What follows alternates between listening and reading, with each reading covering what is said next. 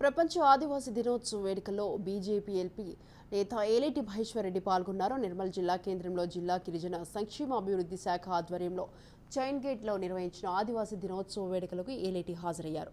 ఆదివాసీ గిరిజన వీరుల రాంజీగోండు, కొమరంభీం విగ్రహాలకు పూలమాల వేసి నివాళులర్పించారు. నిర్మల్ జిల్లాలో ఆదివాసీల అభివృద్ధికి అవసరమైన కృషి చేస్తానని తెలిపారు.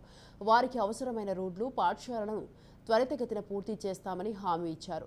1000 ఊర్ల మర్రి ప్రాంతాన్ని అన్ని విధాల అభివృద్ధి చేసి పర్యాటక ప్రాంతంగా అభివృద్ధి చేసేందుకు అన్ని విధాల ఆదివాసులు అభ్యున్నతికి పాటుపడతామని తెలిపారు.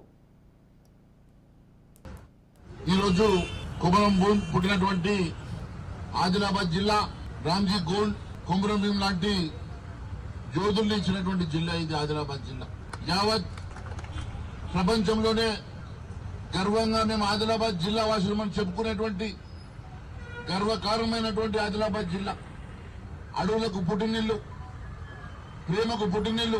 రాంజీగోండ్ ఏదైతే 1000 ఊరల మరిలో ఆ రోజు నిజాం నిరంకుశ పాలనలో ఉరి తీయబడ్డారో అలాంటి పవిత్రమైనటువంటి 1000 ఊర్ల మరి దగ్గర ఒక పర్యాటక కేంద్రం కింద ₹1 కోటి దసరా రోజు ప్రారంభోత్సవం చేసుకుంటామని చెప్పి తెలియజేస్తా ఉన్నాను.